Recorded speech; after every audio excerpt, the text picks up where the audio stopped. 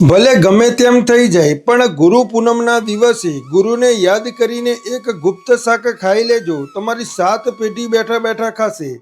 ભલે તમે વ્રત કે પૂજા પાઠ કરો કે ન કરો, પરંતુ ગુરુ પૂનમની રાત્રે એક શાક ચૂપચાપ ખાઈ લેજો. ફક્ત ખાવા માત્રથી જ તમારા ઘરે સોનાનો સૂરજ ઉગશે. તમારું જીવન સોળે કળાએ ખીલી ઉઠશે. તમારા જીવનમાં ચાલી રહેલી દરેક મુશ્કેલીમાંથી છુટકારો મળી જશે અને તમારા ઘરમાં ભગવાન શ્રી વિષ્ણુ, ગુરુદેવ અને ભોલેનાથજીની કૃપાથી એટલું ધન દોલત આવશે કે સંભાળી નહીં શકો. આવનારી 7 પેઢી પણ બેઠા બેઠા ખાશે.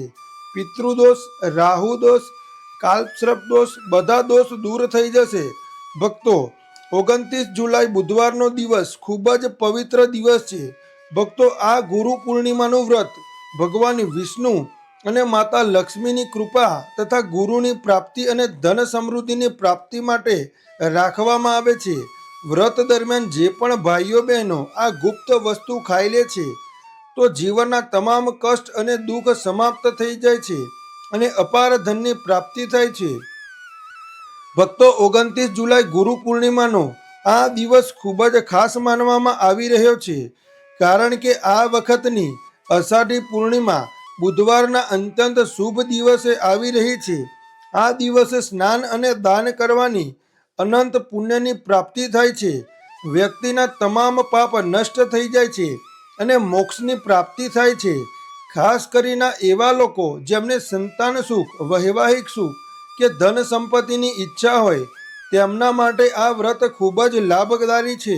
આ વ્રતથી વ્યક્તિ પોતાના જીવનના તમામ પાપોમાંથી પણ મુક્તિ મેળવી શકે છે અને પૂનમના દિવસે નવા ગુરુ તથા ગુરુ મંત્ર મેળવી શકે છે. આ સાથે જ જો કોઈ વ્યક્તિ અષાઢી ગુરુ પૂર્ણિમાનું વ્રત રાખવાની સાથે આ વિશેષ વસ્તુ ખાઈ લે છે તો જીવનમાં સુખ, શાંતિ અને સમૃદ્ધિ આપોઆપ આવવા લાગે છે અને દરેક મનોકામના પૂર્ણ થાય છે. જો તમે 29 જુલાઈ ગુરુ પૂર્ણિમાની રાત્રે આ એક વિશેષ વસ્તુ ખાઈ લો છો તો તમારા ઘરમાં ધન સંપદા એટલી વધી જશે કે તે ક્યારેય સમાપ્ત નહીં થાય. આ ઉપાય ખૂબ જ સરળ અને ચમત્કારિક છે, જેને પોતાના જીવનમાં જરૂર અપનાવવો જોઈએ. તો સાચા દિલથી વિડીયોને લાઈક કરીને કોમેન્ટ બોક્સમાં જય ગુરુદેવ અને જય લક્ષ્મીમાં જરૂરથી લખો. અને જો તમે આ ચેનલ પર નવા હોય તો ચેનલને સબસ્ક્રાઈબ જરૂરથી કરો. અને હા, તમારી કુળદેવીનું નામ જરૂરથી લખો, જેથી તેમની કૃપા તમારા ઉપર અને તમારા પરિવાર ઉપર અવશ્ય બનેલી રહે. તેવી માં કુળદેવીના ચરણોમાં પ્રાર્થના કરું છું. તમારી વેળા ચડતી અને ચડતી જ રહે. ભક્તો, 29 જુલાઈ ગુરુ પૂર્ણિમાના દિવસે જે લોકોના ઘરોમાં આ 3 વસ્તુ ખાવામાં અથવા બનાવવામાં આવે છે, તેમના ઘરમાં આખા વર્ષ દરમિયાન ધન દોલતનો વરસાદ થાય છે અને માતા લક્ષ્મીની કૃપા હંમેશા તેમના પર બનેલી રહે છે. જી હા ભક્તો, આ ગુરુ પૂર્ણિમા પૂરા 100 વર્ષો પછી એક દુર્લભ સંયોગમાં પડવા જઈ રહી છે. ભક્તો, આપણા હિન્દુ ધાર્મિક ગ્રંથોમાં આ પૂર્ણિમાને સર્વ સુખ પ્રદાયની એટલે કે તમામ સુખો આપનારની પૂર્ણિમા કહેવામાં આવી છે. ગુરુ પૂર્ણિમાનું વ્રત જે પણ કરે છે તેને ધન, ધાન્ય, ઐશ્વર્ય અને માંગલિક શાંતિથી લઈને વૈકુંઠ ધામ સુધી બધું જ પ્રાપ્ત થતું જાય છે અને પોતાના ગુરુના આશીર્વાદ પણ પ્રાપ્ત થાય છે. એટલા માટે ભક્તો, આ શુભ સમયમાં એટલે કે 29 જુલાઈ ગુરુ પૂર્ણિમા પર ભલે બીજું કંઈ પણ ન ખાઓ, પણ આ એક ગુપ્ત વસ્તુ ચૂપચાપ જરૂર ખાઈ લેજો. ભગવાન શ્રી વિષ્ણુ અને માતા લક્ષ્મીજીની કૃપાથી તમારા ઘરમાં એટલી ધન દોલત આવશે કે સંભાળી નહીં શકો. ભક્તો, ધાર્મિક માન્યતાઓ અનુસાર અષાઢ માસની પૂર્ણિમાના દિવસે સાક્ષાત ભગવાન વિષ્ણુના અંશા અવતાર એવા મહર્ષિ વેદવ્યાસજીનો જન્મ થયો હતો. એટલા માટે આ પવિત્ર દિવસને વ્યાસ પૂર્ણિમા અથવા તો ગુરુ પૂર્ણિમા તરીકે ઉજવવામાં આવે છે. મહર્ષિ વેદવ્યાસજીને માનવ જાતના પ્રથમ ગુરુ માનવામાં આવે છે. તેમણે મનુષ્ય જાતિના કલ્યાણ માટે 4 વેદ ઋગ્વેદ, અજુર્વેદ, સામવેદ અને અથર્વવેદનું વિભાજન કર્યું. 18 પુરાણો તથા મહાભારત જેવા મહાન ગ્રંથની રચના કરી એક પૌરાણિક કથા અનુસાર જ્યારે વેદવ્યાસજીએ આ દિવ્ય ગ્રંથોની રચના પૂર્ણ કરી ત્યારે તેમને પોતાના શિષ્યોને વેદોનું જ્ઞાન આપ્યું. શિષ્યોએ અંતંત શ્રદ્ધા અને ભક્તિભાવથી વેદવ્યાસજીનું પૂજન કર્યું અને તેમના ચરણોમાં પ્રણામ કરીને આશીર્વાદ પ્રાપ્ત કર્યા. તે દિવસે શિષ્યોએ ગુરુદેવનું પૂજન કર્યું. તે દિવસે અષાઢ માસની પૂનમનો દિવસ હતો. ત્યારથી આ પરંપરા શરૂ થઈ છે કે અષાઢી પૂનમના દિવસે દરેક શિષ્ય પોતાના ગુરુનું પૂજન કરે છે અને તેમને ભેટ સોગાદ અર્પણ કરે છે અને તેમના આશીર્વાદ મેળવે છે. ભક્તો, તો તમે પણ ગુરુ કર્યા હોય તો ગુરુજીનું નામ અવશ્ય લખી શકો છો. ગુરુ વિના જ્ઞાન અશક્ય છે અને ગુરુ જ શિષ્યને અજ્ઞાનરૂપી અંધકારમાંથી જ્ઞાનના પ્રકાશ તરફ લઈ જાય છે. એટલા માટે આ દિવસે ગુરુદેવ ભગવાન શ્રી વિષ્ણુ અને મહર્ષિ વ્યાસજીની પૂજા કરવાથી જીવનના તમામ પાપો અને દુઃખોનો નાશ થાય છે અને અક્ષય પુણ્યની પ્રાપ્તિ થાય છે. ગુરુ બ્રહ્મા ગુરુ વિષ્ણુ ગુરુદેવો મહેશ્વર ગુરુ સાક્ષાત પરબ્રહ્મા તસ્માય શ્રી ગુરુવે નમઃ. તો ભક્તો, ભલે ગમે તેમ થઈ જાય પણ આવા શુભ દિવસે ગુરુને યાદ કરીને આ એક વસ્તુ જરૂર ખાઈ લેજો. અને અમે તમને એ પણ જણાવીશું કે 29 જુલાઈ ગુરુ પૂર્ણિમા પર એવું ભોજન ઘરમાં ભૂલથી પણ ન બનાવવું અને ન તો તેને ખાવું, નહીં તો આખું ઘર પરિવાર પરેશાનીઓથી ઘેરાઈ જાય છે. સાથે જ આ વિડીયોમાં જાણો કે 29 જુલાઈ ગુરુ પૂર્ણિમા પર એવું શું ખાવું જોઈએ જેથી ભગવાન વિષ્ણુ અને માતા લક્ષ્મીની અપરંપાર કૃપા પ્રાપ્ત થાય. તેમજ ભક્તો, અમે તમને એ પણ જણાવીશું કે 29 જુલાઈ ગુરુ પૂર્ણિમા પર ભૂલથી પણ આ 5 કામ ક્યારેય ન કરતા, નહીં તો બરબાદ થતા વાર નહીં લાગે.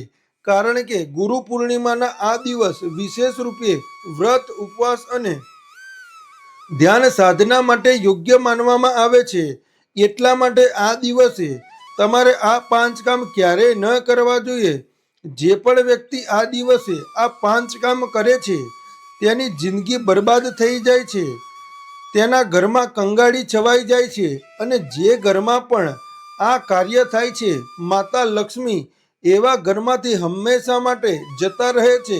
ભક્તો, સાથે જ અમે તમને એ પણ જણાવીશું કે 29 જુલાઈ ગુરુ પૂર્ણિમાના દિવસે જો તમે આ વસ્તુઓનું દાન કરો છો તો તમારા ઘરમાં ક્યારેય ધન દોલતની કમી નહીં થાય.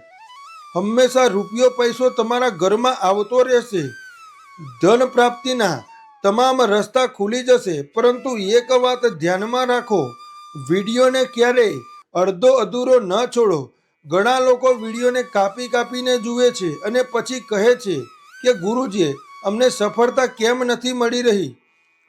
તો જુઓ, તમે સાચે જ ઈચ્છો છો કે જીવનમાં સફળતા પ્રાપ્ત થાય તો વિડીયોને પૂરો જુઓ. કારણ કે જ્યાં સુધી તમે પૂરો નહીં સમજો ત્યાં સુધી પૂરી માહિતી પ્રાપ્ત નહીં થાય. એટલા માટે ભક્તો, વિડીયોને ધ્યાનથી અને પૂરેપૂરો જુઓ. સાથે જ ભક્તો, ભલે ગમે તેમ થઈ જાય પણ 29 જુલાઈ ગુરુ પૂર્ણિમાના દિવસે આ એક નાની વસ્તુ જરૂર ખાઈ લેજો. પછી તમને કરોડપતિ બનવાથી ખુદ વિધાતા પણ નહીં રોકી શકે. કારણ કે ભક્તો, 100 વર્ષો પછી ગુરુ પૂર્ણિમા આવા દુર્લભ અને શુભ સંયોગમાં પડી રહી છે અને આ અષાઢી પૂર્ણિમા હિન્દુ ધર્મના અનુયાયીઓ માટે સૌથી ઉત્તમ માનવામાં આવે છે. ભક્તો, આ દિવસે કરવામાં આવેલો કોઈ પણ ઉપાય ક્યારે એળે જતો નથી.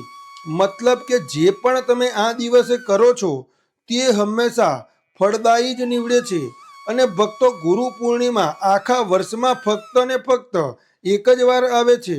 એટલા માટે આ દિવસ એટલો ખાસ છે કે તેને કોઈ પણ ભોગે છોડવો ન જોઈએ. તમારે આ 29 જુલાઈ ગુરુ પૂર્ણિમા પર વ્રત જરૂર કરવું જોઈએ. સાંજે દીવો પ્રગટાવવો જોઈએ. ભગવાન શ્રી વિષ્ણુ, ગુરુદેવ અને માતા લક્ષ્મીની પૂજા અવશ્ય કરવી જોઈએ. અને એક વિશેષ ઉપાય જે અમે તમને વિડીયોના અંતમાં બતાવવા જઈ રહ્યા છીએ તેને તો તમારે જરૂર કરવાનો જ છે. અને સાથે ભક્તો, આ દિવસે ગુરુ પૂર્ણિમાની કથા પણ અવશ્ય સાંભળવી જ જોઈએ. ઘણા બધા ભક્તોના પ્રશ્ન આવી રહ્યા છે કે ગુરુજી, શું અમે અષાઢી પૂર્ણિમાના દિવસે ચોખા ખાઈ શકીએ કે નહીં? અથવા જે લોકો પહેલીવાર વ્રત કરી રહ્યા છે તે આ દિવસે વ્રત કરી શકે કે નહીં? આ બધા જ સવાલોના જવાબ પણ અમે આજના વિડીયોમાં તમને આપવાના છીએ. અને સૌથી જરૂરી વાત એ છે તે કઈ વસ્તુ છે જે તમારે 29 જુલાઈ ગુરુ પૂર્ણિમાના દિવસે જરૂર ખાવાની છે. કારણ કે જો તમે આ વસ્તુ ખાવ છો તો તમને ધનવાન બનવાથી વિધાતા પણ નથી રોકી શકવાની. ભક્તો, આ પૂર્ણિમા ખૂબ જ વિશેષ અને ફળદાયી છે અને આ દિવસે તમારે તુલસીના છોડમાં એક વસ્તુ જરૂર બાંધી દેવી જોઈએ. જો તમે એવું કરો છો તો માતા લક્ષ્મીજીની કૃપાથી તમારા જીવનમાં ધન આગમનના તમામ રસ્તા ખુલી જાય છે. ભક્તો, એટલા માટે ફરીથી કહી રહ્યા છીએ, વિડીયોને પૂરો જ જુઓ, તેને ક્યારેય અડધો અધૂરો ન છોડો. તો ચાલો ભક્તો, હવે જાણી લઈએ કે 2026માં અષાઢી ગુરુ પૂર્ણિમાની સાચી તારીખ અને મુહૂર્ત કયું રહેવાનું છે. ભક્તો, હિન્દુ પંચાંગ અનુસાર વર્ષ 2026ની અષાઢી ગુરુ પૂર્ણિમા 29 જુલાઈ બુધવારના રોજ ઉજવવામાં આવશે. વૈદિક પંચાંગ અનુસાર અષાઢ માસના શુક્લ પક્ષની પૂર્ણિમાની તિથિ શરૂઆત 29 જુલાઈના રોજ સવારે 3 વાગે અને 6 મિનિટે શરૂ થશે અને આ તિથિનું સમાપન 30 જુલાઈના રોજ સાંજે 5:26 પૂરું થશે. એટલા માટે ઉદયા તિથિ અનુસાર આ વખતે 29 જુલાઈ બુધવારના દિવસે જ અષાઢી પૂર્ણિમા ઉજવવામાં આવશે. તો ભક્તો, વિડીયોને અંત સુધી જરૂર જુઓ અને જો તમે આ ચેનલ પર નવા છો તો ચેનલને સબસ્ક્રાઈબ કરો, વિડીયોને લાઈક કરો અને નીચે કોમેન્ટ બોક્સમાં ઓમ નમઃ ભગવતે વાસુદેવાય અથવા તો જય ગુરુદેવ જરૂરથી લખો. તો ચાલો ભક્તો, સૌથી પહેલા અષાઢી ગુરુ પૂર્ણિમાની શરણ પૂજન વિધિ જાણી લઈએ. તો ભક્તો, આ દિવસે તમારે પ્રાતઃ સ્નાન કરીને સ્વસ્થ વસ્ત્રો ધારણ કરો અને મનમાં ભગવાન વિષ્ણુ અને ગુરુદેવ તથા માતા લક્ષ્મીનું સ્મરણ કરો. પૂજા સ્થાનને સાફ કરીને ત્યાં એક બાજટ પર પીળું કાપડ પાથરો. તેના પર ભગવાન વિષ્ણુ, ગુરુદેવ અને માતા લક્ષ્મીની તસવીર કે પ્રતિમા સ્થાપિત કરો. દીવો પ્રગટાવો અને ગંગાજળ છાંટીને પૂજા આરંભ કરો. આ પછી હળદર, ચોખા, ફૂલ, તુલસીદળ, અક્ષત અને ધૂપદીપ અર્પિત કરો. ભગવાન વિષ્ણુને તુલસી અને માતા લક્ષ્મીનું કમળનું ફૂલ ચઢાવવું શુભ માનવામાં આવે છે. મીઠાઈ, ખીર કે પાકેલા ચોખાનો ભોગ લગાવો અને અંતમાં આરતી કરો. પૂજા પછી દાન દક્ષિણા કરો અને જરૂરિયાતમંદોને દાન આપો. આ દિવસે સાચા મનથી કરવામાં આવેલી પૂજાથી સુખ, શાંતિ અને ધનની પ્રાપ્તિ થાય છે. તો ભક્તો, હવે જાણીએ કે ગુરુ પૂર્ણિમા પર એવી કઈ વસ્તુ છે જે તમારે બિલકુલ ખાઈ લેવાની જ છે. તેનાથી તમારા જીવનમાં બધું જ તમારા મત મુજબિત તમારા અનુકૂળ થવા લાગશે. તમને સંતાન સુખની પ્રાપ્તિ થાય, તમારા બાળકોનું જીવન મંગલમય રહે અને ક્યારેય કોઈ કષ્ટ કે અડચણ ન આવે. એટલા માટે દરેક માતા પિતાએ આ એક વિશેષ વસ્તુનું સેવન ગુરુ પૂર્ણિમાના દિવસે જરૂર કરી લેવાનું છે. તેમાંથી પહેલું છે દૂધીનું શાક. ભક્તો, ધાર્મિક શાસ્ત્રો અનુસાર દૂધી અત્યંત સાત્વિક, પવિત્ર અને જળ તત્વથી ભરપૂર માનવામાં આવે છે. પૂર્ણિમાના દિવસે ચંદ્રમા અને માતા લક્ષ્મી બંનેનો સંબંધ જળ સત્વ સાથે હોવાથી આ દિવસે દૂધીનું સેવન કરવું અત્યંત શુભ ગણાય છે. આ દિવસે દૂધી કે દૂધીનો હલવો અથવા તો ખીર બનાવીને ખાવાથી ઘરમાં શાંતિ જળવાઈ રહે છે, મનનો તણાવ દૂર થાય છે અને માતા લક્ષ્મીની વિશેષ કૃપા થાય છે. 2. પરવળનું શાક. હિન્દુ ધર્મમાં પૂજાપાઠ અને વ્રત તહેવારોમાં પરવળને સૌથી શુદ્ધ અને મંગલકારી શાક માનવામાં આવે છે. વિષ્ણુ પૂજા અને લક્ષ્મી પૂજનમાં પરવળનું શાક વિશેષ રૂપે અર્પણ કરવામાં આવે છે. ગુરુ પૂર્ણિમાના દિવસે સાત્વિક રીતે લસણ ડુંગળી વગર બનાવેલું પરવળનું શાક ખાવાથી જીવનમાં દરિદ્રતા અને નકારાત્મક ઉર્જા દૂર થાય છે તથા આરોગ્ય સુધરે છે. 3. કાચા કેળાનું શાક. ભગવાન શ્રી વિષ્ણુને કેળાનું ઝાડ અને કેળા અત્યંત પ્રિય છે. પૂનમના પવિત્ર દિવસે કાચા કેળાનું શાક બનાવવું કે ઈશ્વરને ભોગ લગાવવો ખૂબ જ ફળદાયી માનવામાં આવે છે. આ દિવસે કાચા કેળાનું શાક સાત્વિક ખાવાથી ગુરુગ્રહ મજબૂત થાય છે. ઘરમાં ધન ધાન્યના ભંડાર ભરાય છે અને સંતાન સંબંધી તમામ પરેશાનીઓ દૂર થાય છે. ભક્તો, ગુરુ પૂર્ણિમાની પૂજા અને પ્રસાદમાં તમે દ્રાક્ષ અવશ્ય લઈને આવો, કારણ કે દ્રાક્ષ ભગવાન વિષ્ણુ અને માતા લક્ષ્મીજીને ખૂબ જ પ્રિય છે. શાસ્ત્રો અનુસાર જે વ્યક્તિ કોઈ પણ શુભ દિવસે, ખાસ કરીને ગુરુ પૂર્ણિમા પર દ્રાક્ષ ખાઈ લે છે, તેના જીવનમાં ક્યારેય ધનની કમી નથી થતી. પૂર્ણિમાના દિવસે દ્રાક્ષમાં સાક્ષાત માતા લક્ષ્મીના આશીર્વાદ સમાયેલા હોય છે. એટલા માટે ભક્તો, આ વખતે તમે દ્રાક્ષ જરૂર ખાઓ. સાથે ને સાથે જ જો તમે આ દિવસે શેરડી અથવા ગોળનું સેવન કરી લો છો તો તમારા જીવનમાં ધનની વર્ષા થતી રહે છે. સાથે જ ગુરુ પૂર્ણિમાના દિવસે ભગવાન વિષ્ણુ અને માતા લક્ષ્મીને 5 રંગની મીઠાઈ જરૂર અર્પિત કરો. સાથે જ મખના પણ માતા લક્ષ્મીને જરૂર ચડાવો. જે રીતે માતા લક્ષ્મીની ઉત્પત્તિ સમુદ્રમાંથી થઈ હતી, તેવી જ રીતે મખનાની ઉત્પત્તિ પણ જળ તત્વમાંથી માનવામાં આવે છે. ભક્તો, મખના પણ કમળના છોડમાંથી જ પ્રાપ્ત થાય છે. ધર્મશાસ્ત્રો અનુસાર કમળનું ફૂલ અને મખના બંને ખૂબ જ શુભ માનવામાં આવે છે. ખાસ કરીને જો તમે મખનાની ખીર બનાવીને શ્રી લક્ષ્મીનારાયણને અર્પિત કરો છો તો તમારા ઘરમાં ધન ધાન્યના ભંડાર ભરાઈ જાય છે. ભક્તો, શાસ્ત્રો કહે છે કે ગુરુ પૂર્ણિમાની પૂજામાં જે પણ વ્યક્તિ ભગવાન વિષ્ણુને દૂધ અને ચોખાની ખીર અર્પિત કરે છે તે ક્યારેય દરિદ્ર થતો નથી, બલ્કિ એવો વ્યક્તિ સ્વયં જ ધની થઈ જાય છે. અને જે વ્યક્તિ ગુરુ પૂર્ણિમાના દિવસે માતા લક્ષ્મીને ખીર અર્પિત કરે છે, તેના ગ્રહ નક્ષત્ર સુધરી જાય છે. તે વ્યક્તિને ધનવાન બનવાથી કોઈ નથી રોકી શકતું. માતા રાણીને અર્પિત કરીને તે જ પ્રસાદ સ્વરૂપ ખીર આખા પરિવારને જરૂર ખવડાવો. ભક્તો, આનાથી તમારા જીવનના બંધ ભાગ્યના તાળા હંમેશા માટે ખુલી જાય છે. ધન, સમૃદ્ધિ, વૈભવ, ઐશ્વર્ય તમારા જીવનમાં સ્થાયી રૂપે આવી જાય છે. આ દિવસે ખીર અર્પણ કરવાથી ભગવાન વિષ્ણુ અને માતા લક્ષ્મી સાચા મનથી તમને આશીર્વાદ આપે છે.